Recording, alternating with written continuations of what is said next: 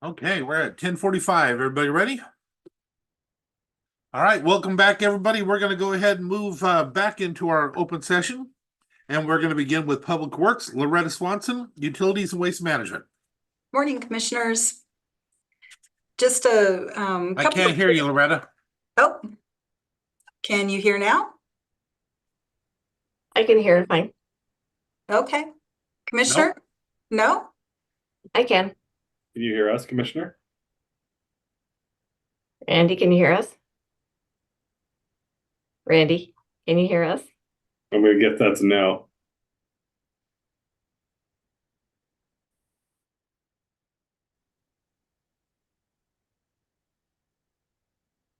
Come in. We can hear her fine. Are you muted?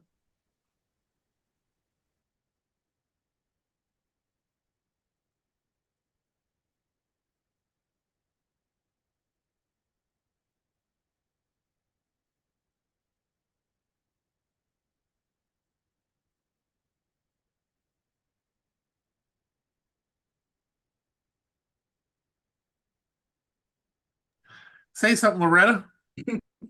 Testing. Yeah, it looks like somehow mine was turned off. I've never done that before in my life. All right.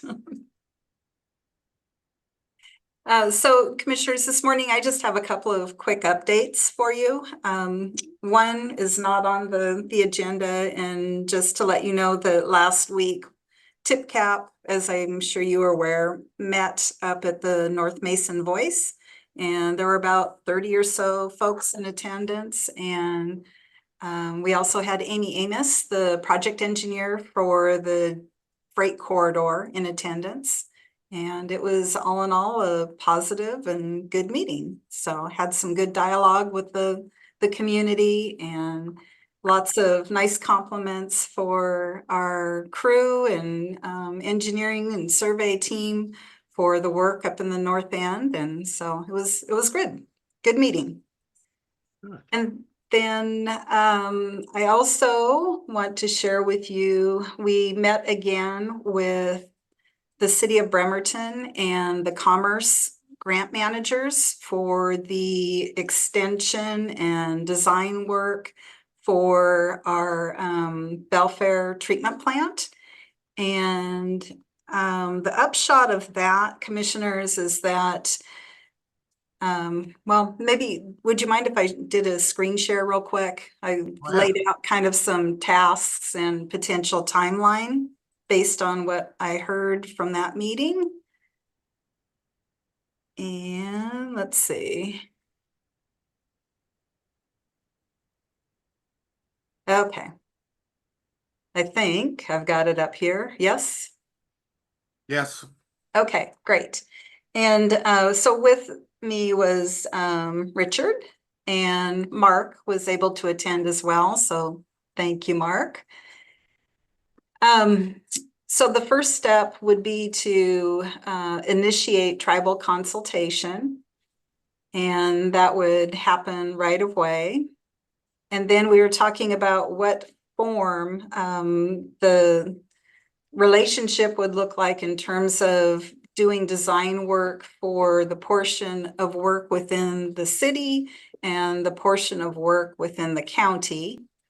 And so there would be a scope of work for that, and there would be one agreement with Commerce. Commerce would not have two separate agreements. It's one grant, and it was awarded to the City of Bremerton. So Mason County would be a sub-recipient, would be one form, so that we were doing or overseeing the work within Mason County. And the Department of Commerce wants to make sure that all of the agreements are in place and executed prior to awarding the contract. So you'll see here that step 3 is the Commerce scope of work, and looking at having that completed and executed before year end. And for that to happen prior, Commerce is going to want to see that we are wanting to provide service or not. So that means that there needs to be some good discussion and decision-making going on in the next 3 months under this schedule to determine that. So this is just kind of my takeaway. I've sent this over to the city to see if they had the same takeaway. And then, of course, internally, we want to make sure that this makes sense to commissioners, or doesn't make sense, or is there a better way to skin this process? Well, I got a definite question. How do you determine to develop a plan and to develop an agreement before you even negotiate terms? How do you do that if we don't even know what we could have the capabilities of doing? Well, I believe that, well, we can serve, there's always plant expansion, right? We have an existing capacity right now today in terms of what our plant capacity is, what our connection system capacity is. We know what that is. If we get to a certain point where it's time that we can't serve anymore, we need to expand the plant, that's the next step. So we install the next membranes and put the next bays into action. Once that's up to capacity, then we have to look at what's the next plant expansion look like? What are we doing with our reclaimed water? So we've got ability to continue to expand. It's just a matter of, do we want to? Who do we want to serve? What's that schedule look like? Okay, so Loretta, just to clarify, you're telling me that you have the ability in August to have discussions based on the services that we've rezoned up on the top of that hill and everything else like that for where the system is now, that you have the ability to tell us where we're at on that, what we have for capacity, what we'll have to still work within that capacity, within, even at the end of that month, let alone the beginning of the month. Yeah, we have numbers that were already prepared as part of the planned action EIS, Commissioner. Okay, can you share them with me eventually here so I can Yes. see them up front instead of Yep. after the fact? Yeah, absolutely.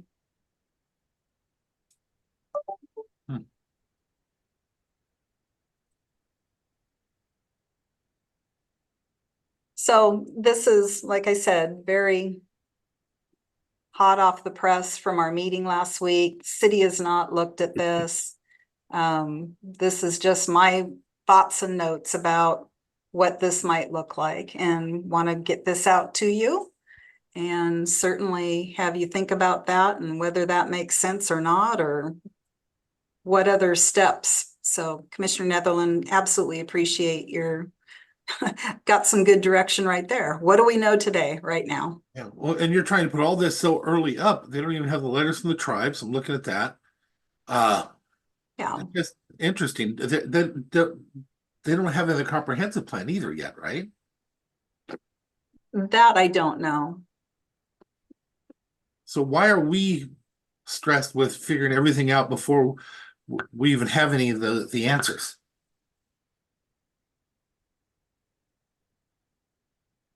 Again, I'm open to, I will try to be open to all those conversations, but the whole idea that we keep doing these things so early and slamming it down instead of doing the plan first, figuring out what we have and the abilities to do, and then taking it after that, it just drives me crazy. It's just not how you do business.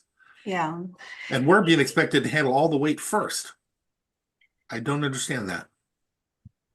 And we communicated with the city that we wanted to incorporate the analysis as part of this agreement. And the city and Commerce both, and Mark, jump in if I'm mischaracterizing this, but their take was, why go through this grant and execute this if it's a clear no-go for the county providing service? Well, definitely heard the same message. Also was very clear from Commerce that the information coming back from the tribes. So it sounded like the city of Bremerton is going to have to contact, I believe there are 7 different tribes that potentially could be impacted. Right. With a scope of here's the work that we want to do. This is what we're looking at, how we're looking at moving forward. And then they have, was it up to 30 days to respond to that letter? Yes. So I think that and this timeline does look a little bit aggressive. I mean, I don't know that we could get all that done, answer all the questions that our commissioners will probably have with by the end of October.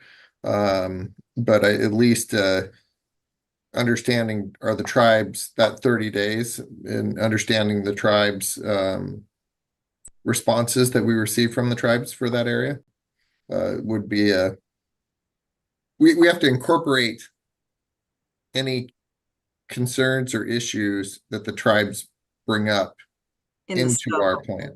Yes. I thought that was very clear from Commerce. Yeah. So hard to scope it out in terms of what are they looking for.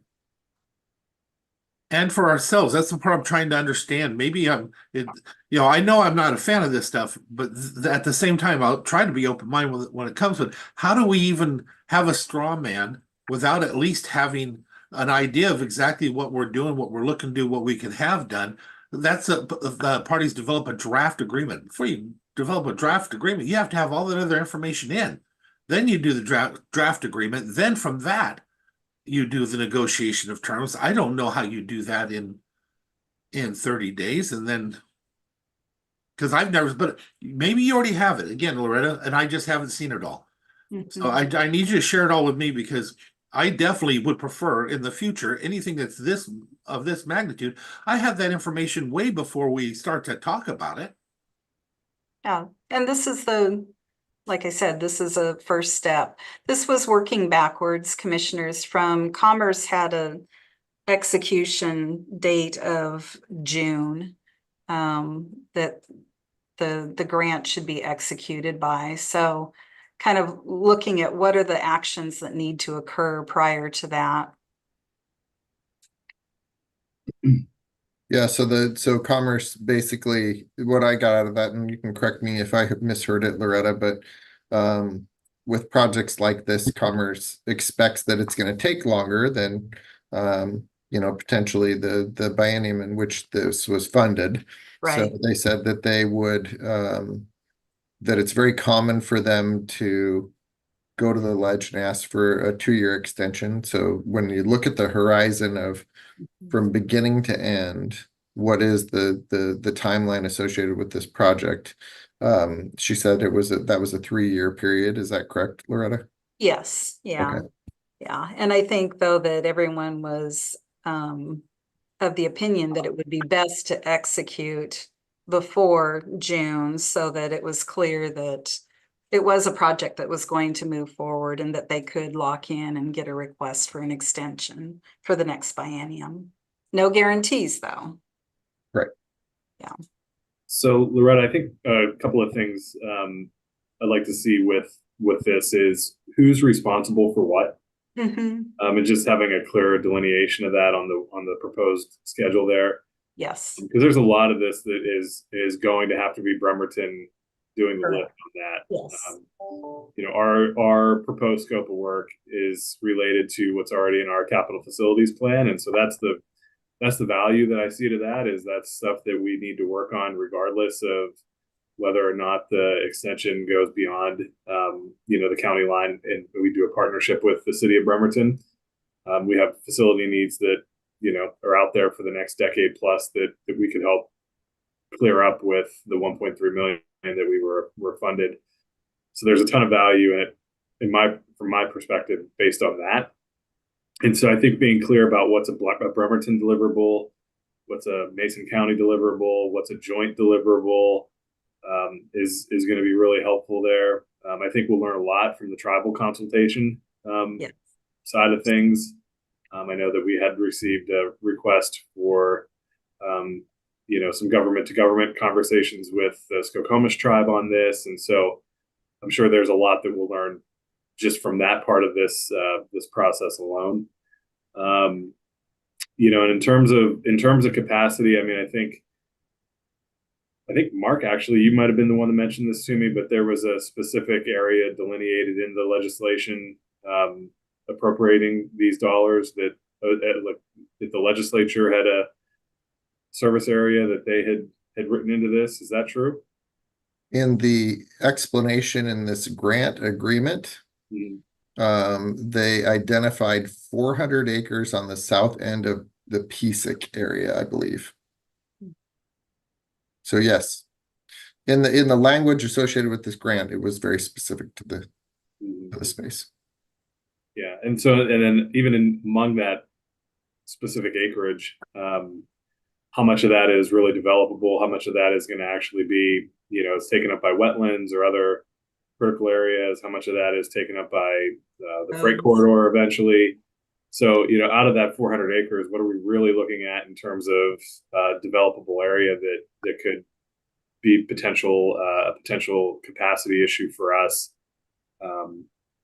You know, I think there's definitely a formula that you could use to kind of figure out, like we did with the planned action EIS, to figure out what that, you know, potential capacity might be, and then, you know, frankly, then what's the cost associated with that capacity? You know, so looking at present state of the system today and what we have available with the 4 bays, and what of that is being used, what it would cost to expand beyond that. And I think, you know, being very clear to the city or any tribal partners that in order to utilize the facility, there would have to be a cost associated with that for those individuals, whether they finance and pay us, or they go to the legislature and get the legislature to pay us for it, or so on and so forth. That there has to be some financial component of it that is borne by those jurisdictions if there's going to be any discussion about utilizing our facility.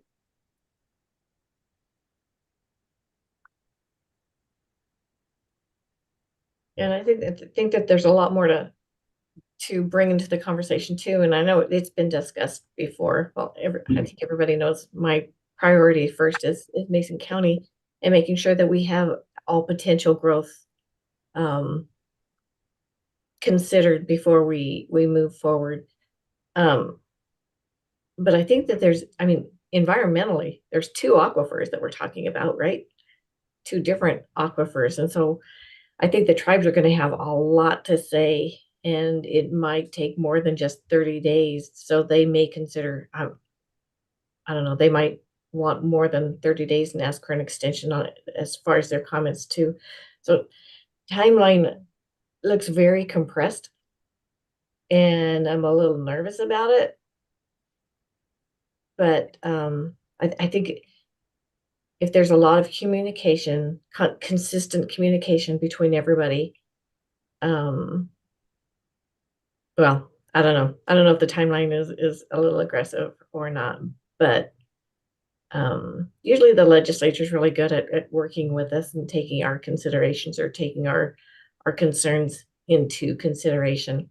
Commerce is a great partner. Public Works Board I work with, Public Works Board, the money comes from Commerce. So we work hand in hand with them, and they're a great group. So let's just make sure that we keep us updated and keep those lines of communication moving forward. Yeah. So, oh, sorry. I was just going to say, you know, kind of along those lines. I mean, you know, our side of things is pretty straightforward from a capacity, and you know, we're looking at what this might trigger within our own facility, and I understand that we would be a sub-recipient through the city of Bremerton on this funding, but it would be nice to see if we could move up our portion of it to earlier in the timeline than what is proposed here, simply because of that.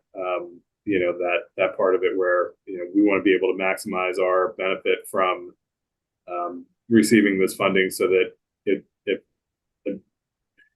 an agreement or an agreement to serve doesn't materialize, that we still walk away with some benefit to our facility out of the 1.3 million.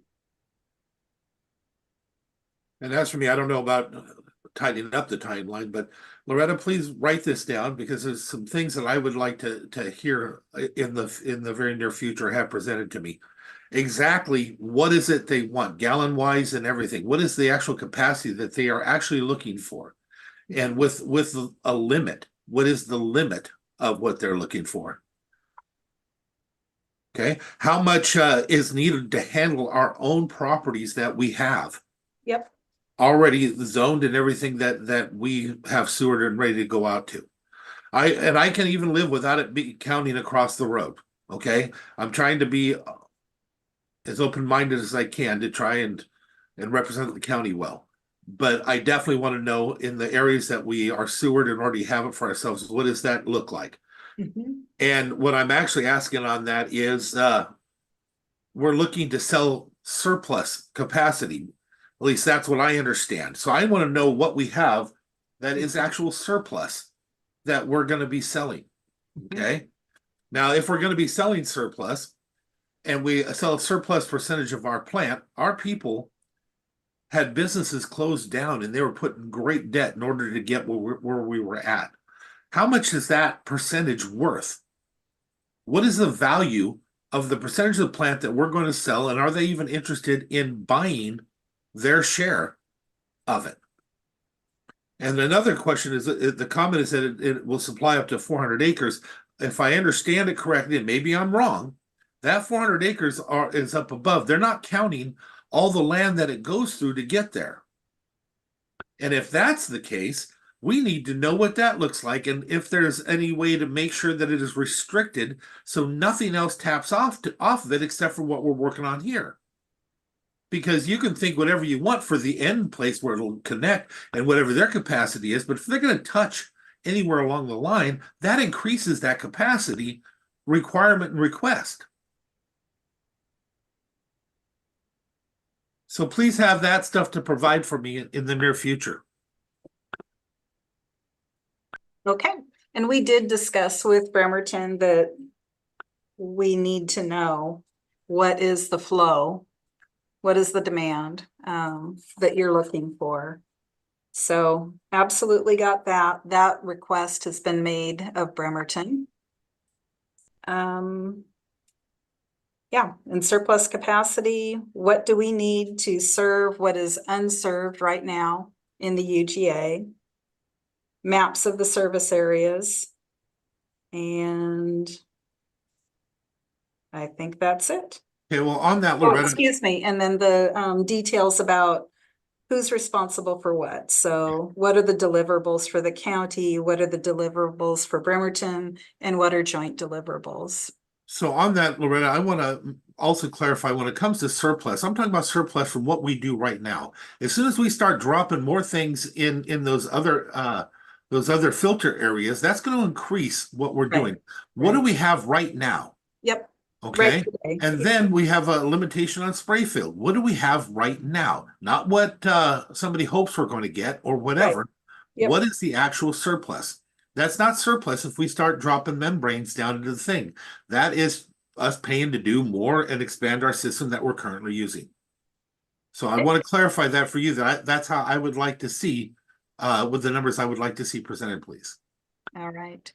And I think the costs associated with that, because if that is triggered by anything other than growth in Mason County, that's the point that I was making. If there is something that triggers opening up another bay, what's the cost associated with that? In order to have that be part of the financing discussion that the other jurisdictions would have, because there's no ability for us to eat that cost.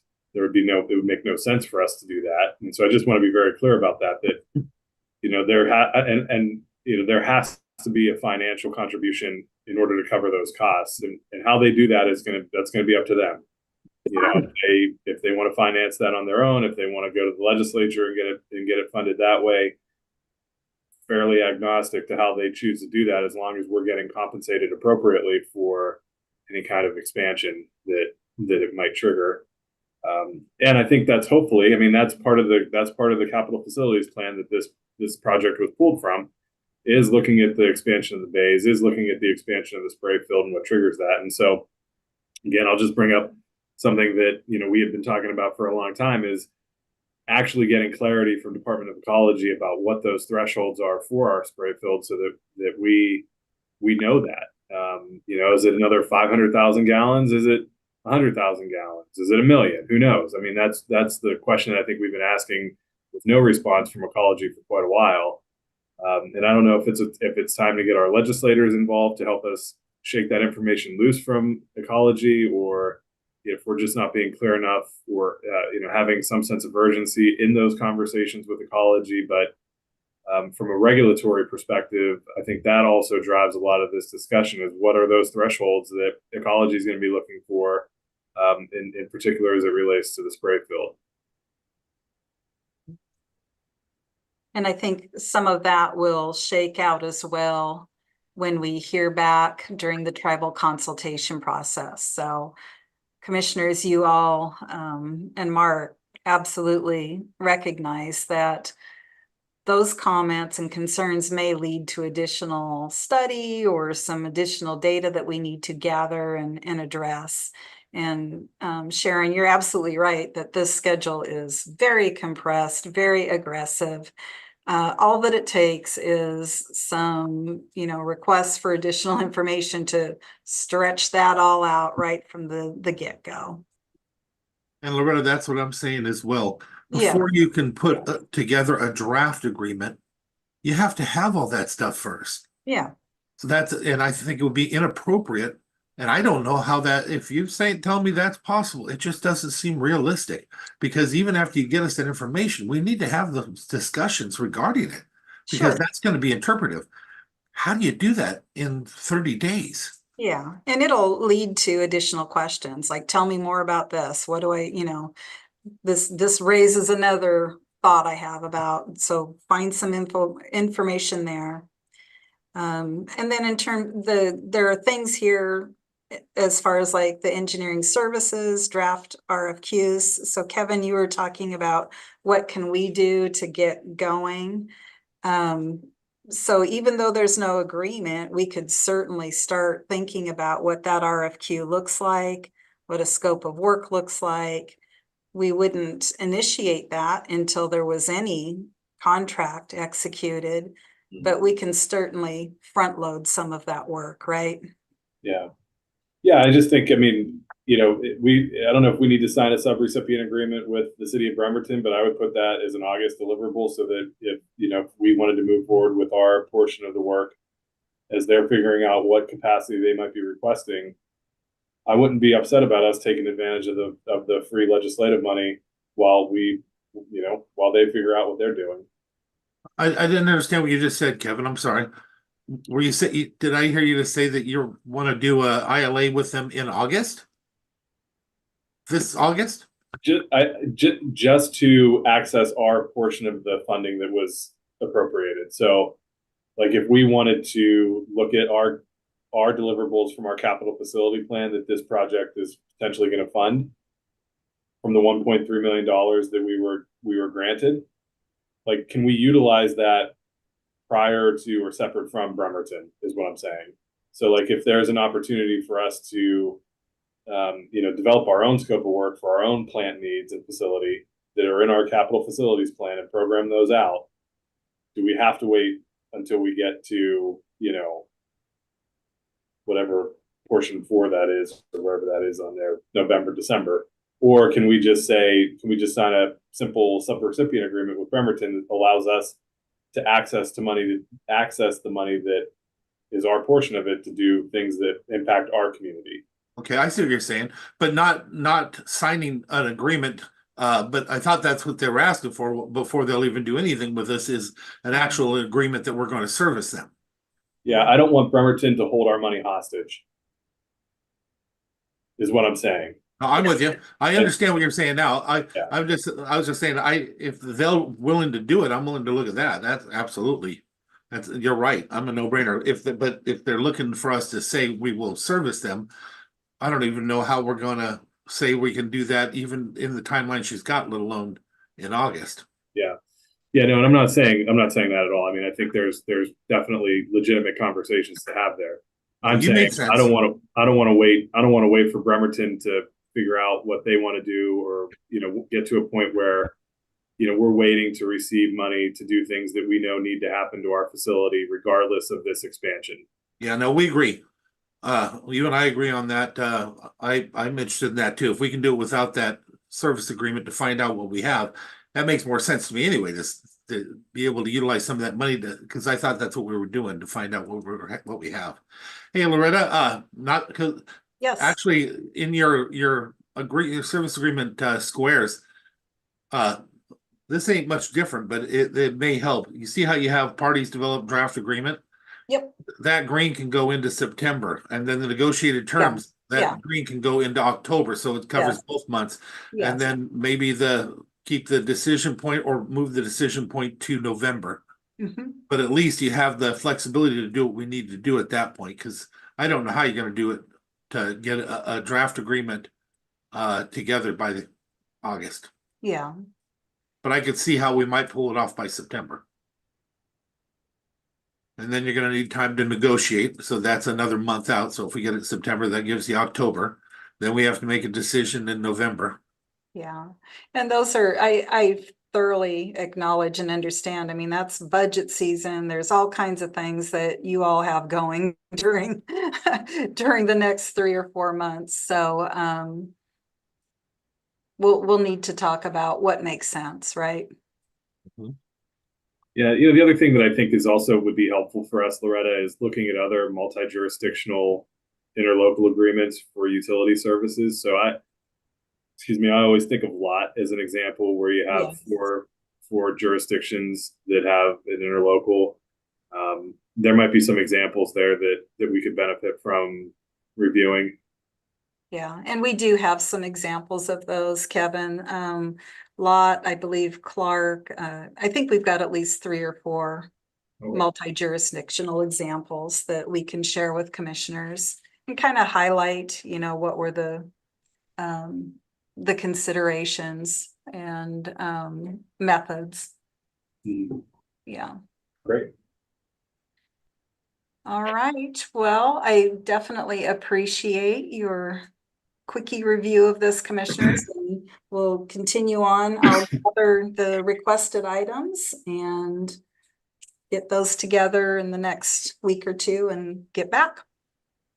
And we'll hear what next steps Bremerton has to say and where we are in terms of their initiating the government to government and get engagement. Do you have anything else for us on this? I do not. Commissioners, do you have any more questions on this? Not for me.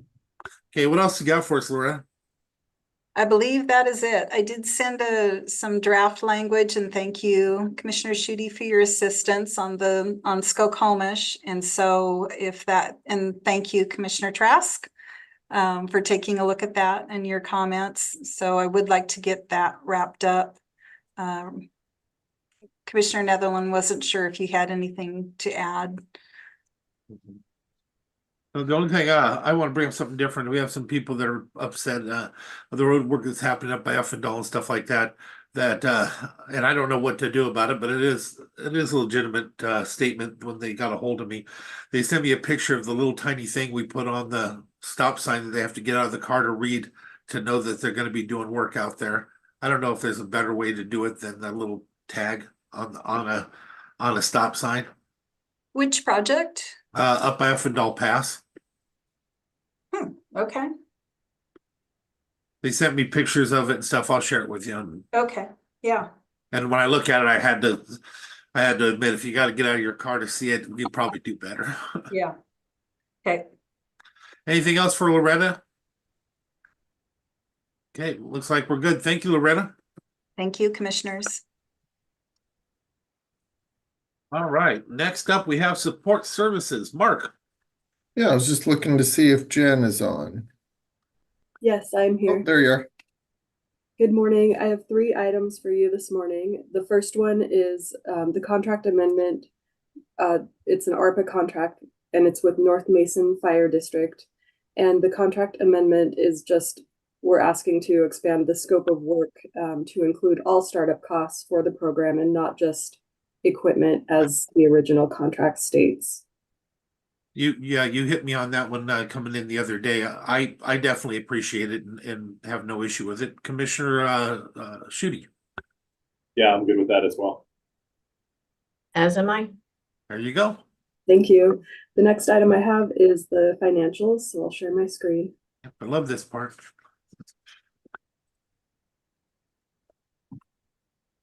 Okay, so beginning on page 2 of your packet, we have the June current expense or general fund revenues.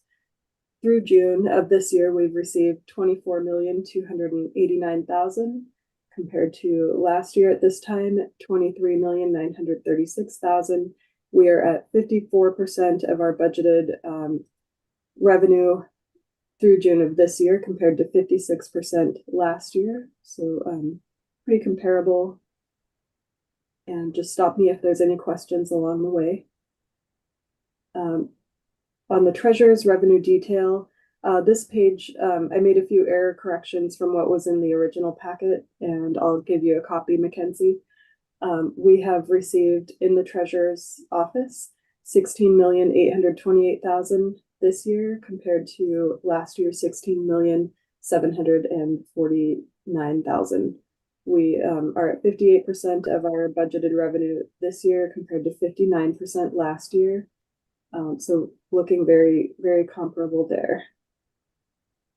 On the expenditures, for the general fund, we have expended this year 22,787,000 compared to last year 21,409,000, and we're at 43% of our budgeted expenditures this year compared to 45% last year. So looking good there. On the special fund revenue streams 6-year comparison, we have in community development, their revenue is up a little bit over the previous few years. We have the property taxes are pretty comparable to last year. Road diversion looking pretty even there.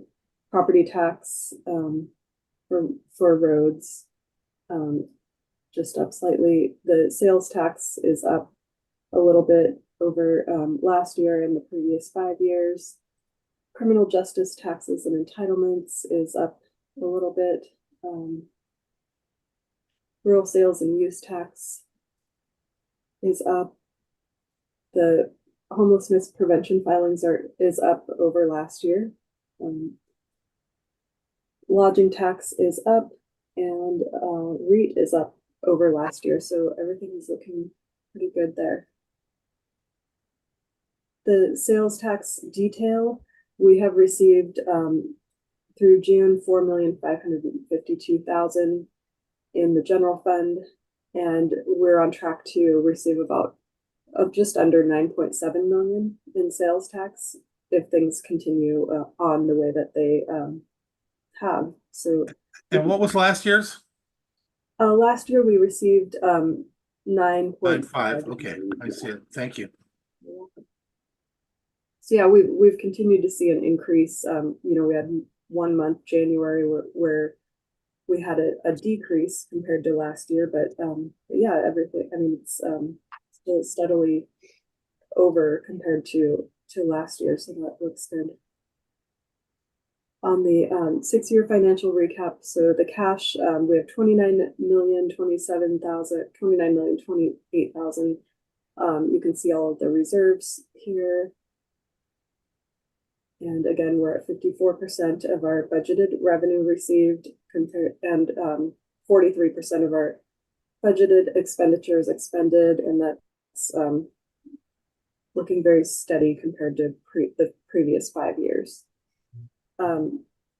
Through June in the special and other funds, we have a cash balance of 66,242,000.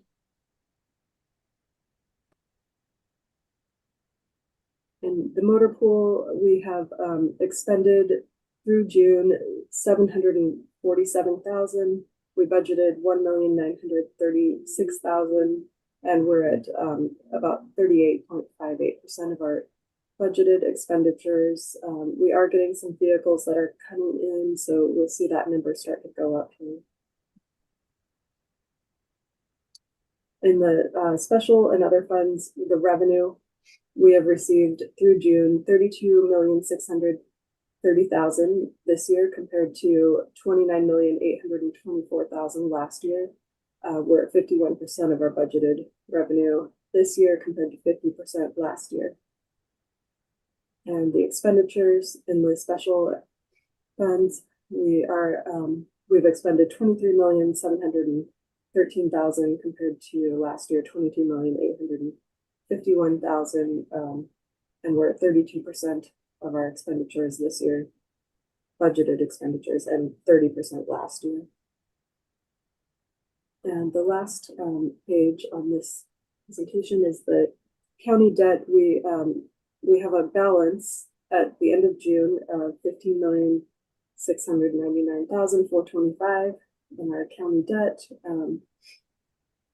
Our remaining debt capacity is about 203,000. So we, have a lot of capacity remaining. So I'm glad to see that you're not using that. So that's all that I have on the financials. Any questions or comments? Well, it's just like my credit cards. I got plenty of room to borrow, but I don't do it. Yeah, that's what I like us to be too. Commissioners, anything regarding her presentation? I love the 6-year recap. Looking at the 2019, I wish I could claim credit for all of that, but wow, what a difference. So great job, Mason County.